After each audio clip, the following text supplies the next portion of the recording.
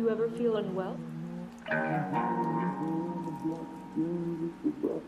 Afraid or uncertain? Have you heard thoughts of hopelessness? You develop any unhealthy coping mechanisms? Face down on the concrete, babe, I'm feeling pretty useless. Well, Dealing join with the club and get used myself, to all it, the kid, toxic because things just will get use me better. again, just use me again. I can't be the man you wanted from me. I can't be the man you.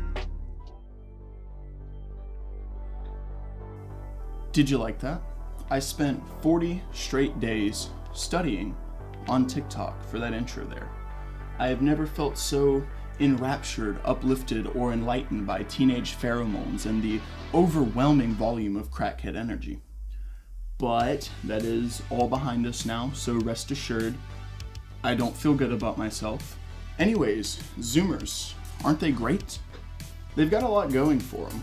The all too relatable embarrassment of their formative years, but this time broadcast on the internet.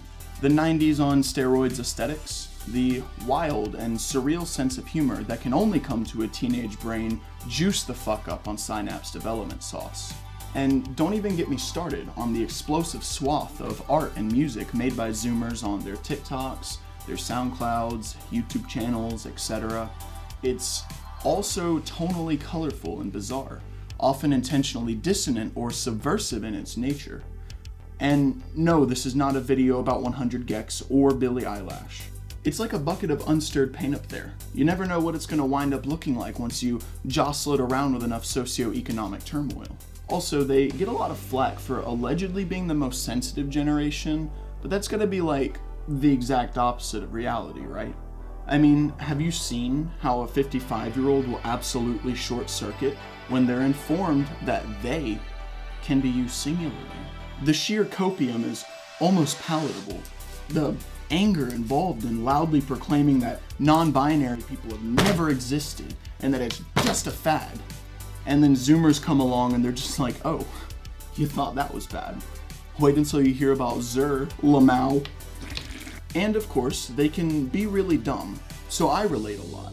But they do still give me jittery little glimmers of hope, from time to time at least. I'm not talking about how babies aren't born like racist or bigoted or anything. We're talking about teenagers when life is at its worst. No money, no power, no hand-holding, just ruthless road rash against the ever-abrasive grindstone of society. There's a lot to be afraid of when you're a teen, especially in today's day and age when blissful ignorance is more of a distant and vague nostalgia. But thankfully, they're in a bit of a weird limbo period where nothing they do to embarrass themselves has any real consequence. That's a borderline superpower if you ask me. I mean, have you seen the type of stuff that teenagers get up to online? If us decrepit and aging 20-plussers did any of that, it would be so embarrassing. Like, oh my goodness. And on the topic of teenage cringe, are we ready for a little science lesson? I'll keep it quick. The cringe factor of something increases exponentially every 6 months past the age of 18. It's a fact, and it's true. Here, look at this graph. You see, it starts off pretty low. Babies are basically immune to the cringe, and then it slowly teeters up through adolescence and the teen years until post-19 we go logarithmic, baby, like rocket emojis to the moon like Dogecoin, baby. The cringe gets much worse as you age. You begin to lose this immunity to it as the shame of adulthood and social expectations sets in more heavily. And of course, my experience here is a little different. I've always been a boomer at heart. I'm an old soul sweaty. You just wouldn't get it. Still waters run deep, okay? So I've never done anything embarrassing. Ever. And on the topic of science, this is just a hunch of mine, but does it seem to anyone else as if Gen Z and Gen Alpha are like evolving faster? Or at least they're just way more tech and social media savvy than I was as a 13-year-old. I've seen actual babies down in Reddit and Twitter threads having a lucid conversation like it's some kind of chat room from 2006. Or there's kids who are freaking MLG pro gamer savages who can erect the entire Taj Mahal right in front of your eyes before you've even got them in your optics. It's freaking crazy, man. We've got children crawling all over the whole bitch and we don't even know it. So maybe that's why I'm plagued with this small and nagging obsession with what the younger people of my generation are getting into. Not only are they fascinatingly skilled and savvy, but a part of me also has a compassionate and empathetic cringe by association with them, where I can't help but feel like, oh God, no, please, just stop. Could you imagine if this comes up in a job interview? You gotta protect the younglings. You gotta look out for them, you know? I'm kind of losing my flow here, and I don't really know where to go next. So let's just jump into the history of young people juxtaposing their elders, the meanings of their chaotic energy, and then we'll circle back around to how Zoomers are probably our best bet at dumping all over the status quo. Really hot, by the way. No AC, by the way. 90 plus degrees outside, by the way. I'll try to keep this one short-ish, because it's the most boring part of the video, and I want to talk about crackhead energy ASAP. It's no secret, there's a stark generational divide all over the world, and across several different generations. Silent Gen versus Boomers in the 60s, Boomers versus Gen X in the 80s and 90s, Millennials versus the world like Scott Pilgrim has been a huge smash hit since 2010. The most obvious dynamic here is one of power and superiority. Younger generations are less wealthy, less established in life. They're less likely to be holding positions of power. I mean, just look at the current makeup of our Congress, one of the oldest in history. In the House of Representatives, we have 27 Silent Gen, 230 Boomers, 144 Gen X, and 31 Millennials. In the Senate, it's even worse, with 11 Silent Gen, 68 Boomers, 20 Gen X, and only 1 Millennial. Of course, Zoomers won't be old enough to run for office for another few years. Still, bonkers that people born during World War II are still making decisions that will only ever impact the younglings. Stranger still is these crusty old bastards were once the firebrand counterculture youth back in ye olde Nixon era. Something has to go dangerously wrong to make you go from a summer of love hippie to like whatever this guy is. It happened to Ringo Starr, and it can happen to you too. I guess it should be obvious. Older people are threatened by making the lives of younger people too easy. After all, they're already in power, so they deserve to stay based on merits like being in mental decline. If the wacky and naive youth end up getting too many opportunities, they may end up usurping the older folks. Worse still, they may have the audacity to push for an even fairer, more accepting, and happier future for all people. So let's talk about how youths can cause chaos and upheaval in a world where they have no real power, and times that they did so to great effect. There's many notable instances of youth activists getting the good work done throughout history. Too many, in fact, to go over in one video, so I'm just gonna pick a few of my favorites here. I'm sure everyone is aware America is racist. In fact, it is so racist, we have like 15 chapters in our history books dedicated to trying to convince us that we were not racist. The most notable time when this tune began to change even just a little bit was back during the American Civil Rights protests in the 1960s, when our grandparents were right on the precipice of not only realizing that black and brown people exist, but that they're also people too. Students all over the country, people significantly more educated with significantly more opportunities than their elders, began getting swept up in riots and protests all over the country, especially young black Americans who were more than eager to join integrated schools that had better funding, teachers, extracurriculars, and accommodation programs. A few notable names are people like Freeman Hrabowski, a 12-year-old black American student who participated in the Birmingham Children's Crusade in 1963. A peaceful march of young student activists from Birmingham, Alabama, led by notable civil rights activists, including MLK Jr. Hrabowski had an affinity and love for mathematics, and was excited by the idea of competing against white students, who were believed to be inherently intellectually superior at the time. Ugh. I hope that bit of historical context is the most controversial thing I ever end up saying on this channel. Like you. Anyways, he was arrested, reminder that he's 12, and spent several days in jail following a violent police breakup of the protests, including being brutalized with batons and fire hoses, and dogs even being sicked on the students. 5th graders, by the way, in order to quell their protest. The pictures of dogs attacking children made national headlines and was pivotal in altering public perception of the protests during this time. Whose side are you really going to take between literal children and police officers brutalizing them and throwing them in jail for, like, wanting to go to a better school? Hrabowski was told personally by Martin Luther King Jr., "What you do on this day will have an impact on children yet unborn," a phrase that Hrabowski has said stuck with him even to this day. Hrabowski went on not only to succeed, but excel through his entire academic career, and to this day, he is the president of the University of Maryland in Baltimore. Another important character during the civil rights protests was some guy, I'm forgetting his name, blanking pretty hard, but he had curly hair and glasses. Give me just 1 second.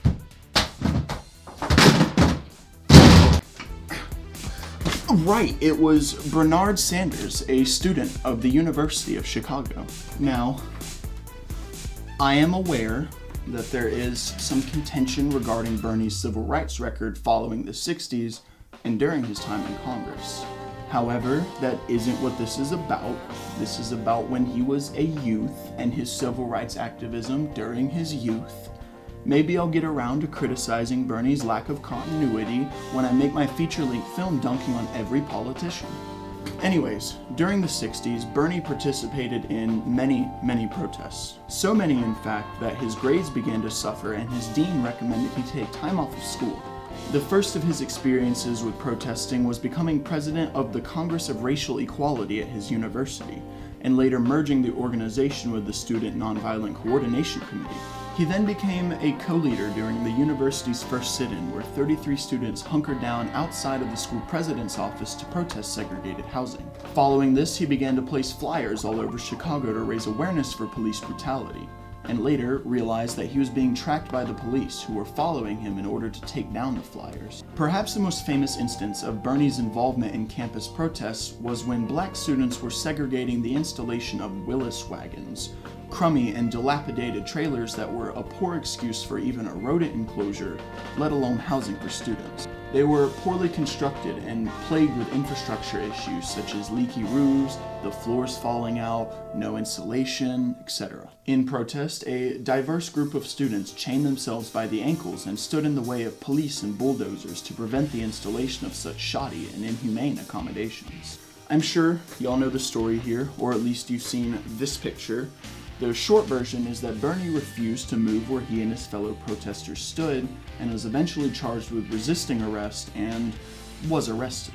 Following his release from prison, he went on to join the March for Washington. And I know there's plenty to be said about the shortcomings of well-meaning allies. I mean, how many times have you seen an ally rush to the defense of a trans woman, for example, and say some really weird shit like, "Of course she's a woman. Don't you bear witness to her motherly instincts and feel the radiance of her nurturing aura?"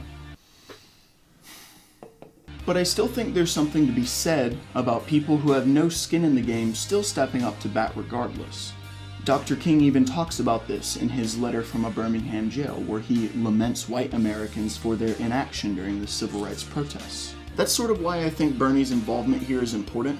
Well, aside from his current notoriety as the radical and infamous socialist senator. If it wasn't already obvious too, youths and college students were also heavily involved in the BLM protests of 2020.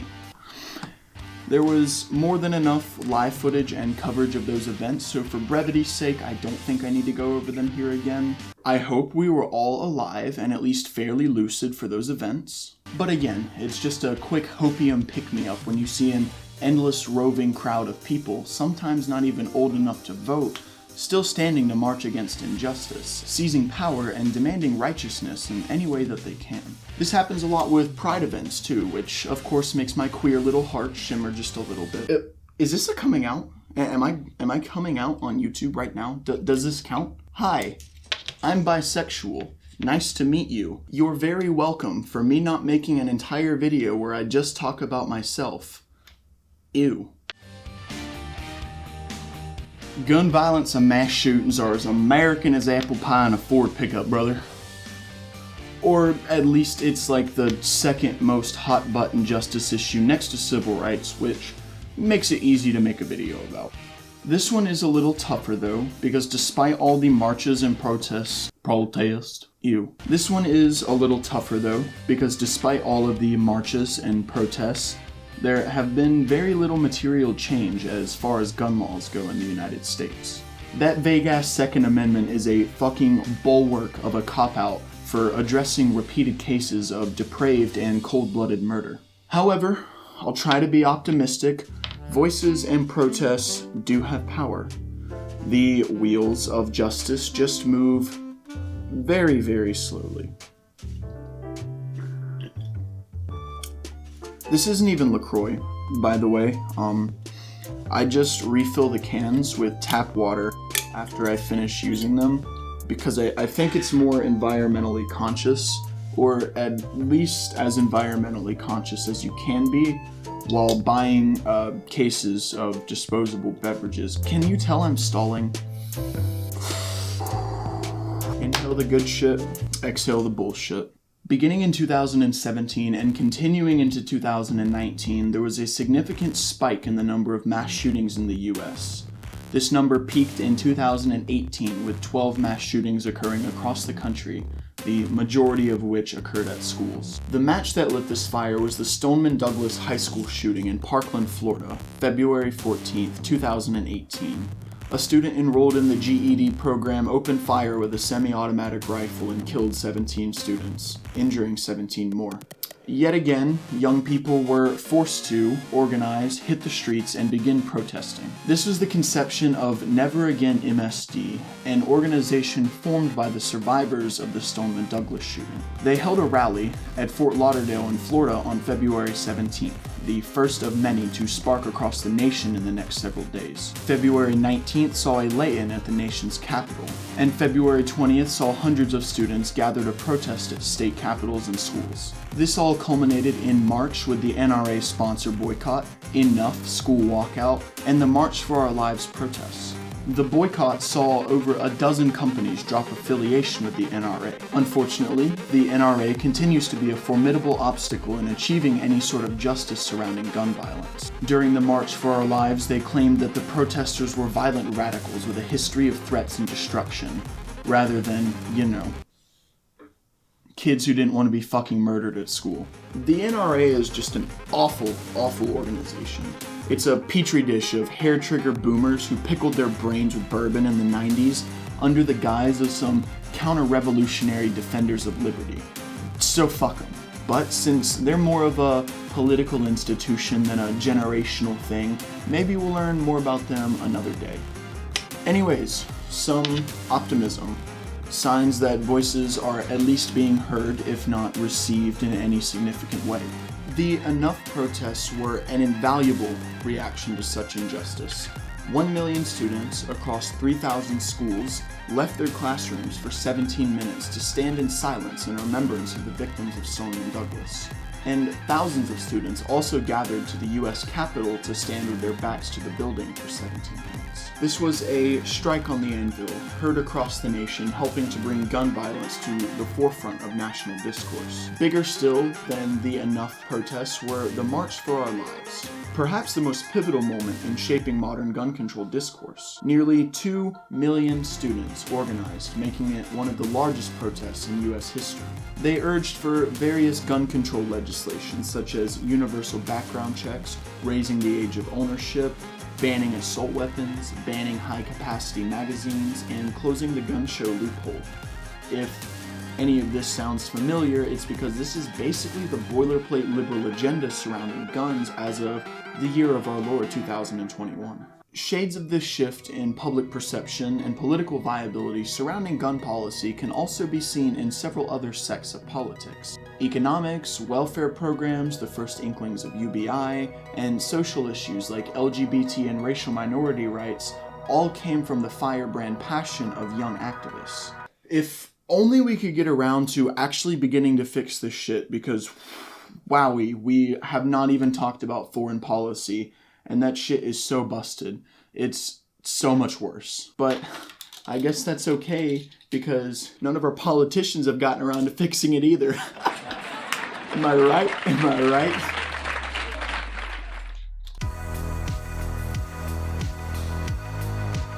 How are we going to define chaos here? If you go into online Zoomer spaces, they refer to inciting chaos quite a bit. Surely they don't just mean Lamau XD so random, right? What's the significance of this chaos motif? I, for one, want to reach as far as possible here to define inciting chaos as something nebulous but easy enough to understand, such as causing tumultuous social unrest for the betterment of society. If you haven't noticed already, this is already the definition that I've been under the assumption of over the course of this video. Youth protests and riots against the norms of injustice, that's chaos. Breaking down gender barriers, that's chaos. Rejecting capitalism, that's chaos. Pockets on dresses, that's chaos, baby. With these radical aesthetics cropping up and becoming prevalent rather quickly, Zoomers end up becoming radicalized really fast, flashing straight through the boring old ways of incrementalism and civility politics that dominated the way boomers conducted business for ages. The logical conclusion here is if you are an individual who embodies these virtues of chaotic righteousness, you have chaotic energy. You exist outside the norms and serve as an agent of upset, moving at a breakneck pace against the glacial movements of the status quo. This is also, I think, why many Zoomers have adopted flavors of accelerationism and post-left ideologies such as black pill nihilism, violent revolution, anti-work, transhumanism. The rate in which chaos has swept up their own lives leaves them feeling rather dumbfounded that everyone else hasn't gotten around to adopting even basic gateways into leftism, like abolishing the commodity form. Like, just get with the times, Grandpa. And it makes good sense to me. Have you seen how, like, the world is? We live in radical times, radical injustice, radical challenges such as the climate crisis and resurgence of fascism. A radical reality almost innately calls for a radical response and equally radical politics to accompany it. Can I make a point here? I don't know if I could. Who knew writing a 30-minute presentation on the political ramifications of young people being zany would be incoherent at best? Are you following? Because I don't think I am, so let's recap. Young people are shameless and have nothing to lose. Sure, bueno. Poggers. Old people benefit from things staying the same, probably because they're bitter that the world sucked so much worse when they were kids. Understandable, but not very valid. Young people have no real political power, but can still do some pretty lit shit. Based and Zoomer-pilled, young people were invaluable actors in some of the most consequential movements for political change and justice in the nation's history. PogChamp. You gotta give that a PogChamp. Zoomers have a unique flavor of radical praxis shaped by unimpressive results coming out of the same old. That's just the juice, baby. Okay, so that's simple enough. I don't know why I wrote any more than that to begin with, but here's my point, my doctoral thesis statement right here. Zoomers are off the fucking chain. High-key out of pocket. If you've spent any amount of time in online Zoomer political spaces, you'll know moderation doesn't exist. Unless you're on r/neoliberal. It's all either real-life 14-year-old Nazis or real-life 14-year-old communists. And I do not want to sound like I'm equivocating here, so communists, based. Nazis, not based. Nazis are bad. What I am saying here is the fact that any hot take I argue with online has a non-0% chance to come out of the mouth of someone who hasn't even started puberty yet should be a crime. But still, I can't help but think how this increasing radicalization is going to affect our political sphere in the next 10 to 20 years. By the time the youngest Zoomers are old enough to run for office, will they have mellowed out a little bit? Or will they have become even more frustrated with incrementalism and decide to just fucking send it, bro? Will they adopt a more moderate aesthetic in order to be politically viable? This is a theory I've heard about Bernie before, for example, that he leans much more socialist than he'll let on during the campaign, and that this is just a tactic to appear more digestible to the average American voter. Even the youngest of Zoomers have figured this out to some degree. They have a sort of lingo for the concept. They call it their power levels, which, according to my research, is from Naruto or something. The basic premise of a power level is Zoomers realize they'll sound like whack jobs to the American normie if they start talking about securing the future for white children or guillotining every person with a net worth that exceeds $50 million. So they disguise their real allegiance with milquetoast renditions, such as, "I just think we need bigger social safety nets and to close tax loopholes for the top earners in the country." You know, simple things to get people on board before waterboarding them in theory. But once they do reveal their power levels, you'll realize these are actual, real, dyed-in-the-wool radicals. Not radical like Joe Destroyer of God Biden either. Like, really intense stuff. I gotta wonder how much of that comes from the internet being a huge web of echo chambers, where you can have your gut feelings about policies that affect millions of people endlessly validated by your peers without ever means testing the real viability of such policies. It's like if a scientist got a medal for every theory they cooked up without ever trialing it through the scientific method. A participation trophy, if you will. Undoubtedly, this leads to an adoption and embrace of more and more radical aesthetics and ideas in increasingly specific niches. Again, for any other terminal onliners here, you'll know that the left and right have a sort of infinite fractaling going on, where even if they agree on 95% of the fundamentals, it's all just blood sports over semantics and rhetoric and optics, which frightens me a little bit. It's like they would dunk me as an enlightened centrist for merely being a socialist rather than a fully automated gay space furry communist. But at the same time, my inner Antifa super soldier Caesar of the memes simply loves to see it. These kids give no fucks. They are resolute and unshaking in their beliefs. Through all the blood and seething, what I see at its core is a group of people with a worldview founded in empathy and fueled with frustration at the pointless stagnation of our political system. And maybe they're a little misguided on what makes good policy, but nonetheless, these kids are angry that the world isn't a better place, and that's completely understandable. They grew up on the internet and 24-hour news cycle of catastrophe after catastrophe. They know there are kids on the other side of the globe working in sweatshops as you're watching this video, as I'm making this video. They know our history books have been whitewashed and they've been fed a series of lies about nearly every injustice in American history. They know how our medical system is completely busted and unjust, driven entirely by profit.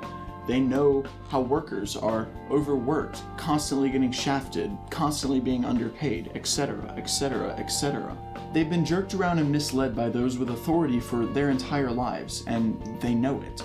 They can pull up their phone and talk to any number of people to learn just how fucked up the greatest country on earth is. They have no wool over their eyes. They're wide awake and well aware. Not to sound cliche, but they don't want to take it anymore. They see the answers everywhere, but the status quo is just so resistant to change and so damn slow, it feels like we're just left waiting on them to catch up with the consciousness and are powerless otherwise. How frustrating is that? We know all the problems and many of the answers. Why is it still up for debate? Why do we have to waste our time debating with boomer conservatives whose worldview is fundamentally different from our own, as if we can't just accept that we already have the means, capital, and technology to just get on with it already? The endless stalling of the current political system just seems like an archaic mess of inaction and failure in the wake of ever snowballing injustice. And those most responsible with perpetuating the injustice are the ones least likely to have to deal with it in the future. I know we haven't talked about it much, but I would also wager the idea of a climate apocalypse would inject a little urgency and desperation into the tactics that Zoomers employ. And on top of all this political pressure, Zoomers get shit on so much by dusty old trad fucks for literally no reason. Zoomers get dumped on for freaking everything. their style, their music, their tastes, how they express themselves. Zoomers can't even breathe without being chastised for some insanely contrived reason or another. This is especially apparent in regards to Zoomers' overwhelming queerness. Day in and day out, NBs and neo-genders and other kin are told, "It's not natural, it's weird, stop being a snowflake individualist." Like, grandpa, who gives a fuck even if it is weird? Guess what else is weird and unnatural? Skyscrapers, the government, money, 9-to-5s, glasses, medical care. Like, fuck, of all the things to get riled up over, you're going to pick fights with literal children? Are you okay? I'm not exactly sure how to wrap this up here. I wanted to make it a little less overtly political, but I'm not sure how I could have done that without just showing you like a bunch of weird TikTok challenge videos. You know, like the piss yourself challenge. Remember how I said Zoomers were shameless with nothing to lose? I guess leave it up to them to turn that into an extreme sport. But let's maintain a little hope here. We're talking about the most educated generation in history, most technologically savvy, most connected, most accepting and least bigoted, perhaps the most passionate and politically charged, most exposed to and affected by some of the biggest challenges humanity will face probably ever. And their future, our future as people, their children's future is all in their hands. It's a pretty tall order. I would love to give some sort of roadmap or battle plan and be like, alright gang, here's what we gotta do, and give some clear and coherent answers. But predicting the future has never really been my thing. If it was, I would have started an IRL roadside attraction instead of being an internet one. It is a big ask from people still in high school and university, and there is no clear path forward for the time being. So, with that, Godspeed, fellow Zoomers. Whether it's boots on the ground or ballots in boxes, there is plenty that can be done to make the world a better place. And it'll take a long time. So just always keep your heads up, keep your focus on that good. Lots of challenges ahead. And it might be my own youthful naivety, but with a little hope and a little due diligence, it looks like, just maybe, we might be up to task. So go forth and incite chaos.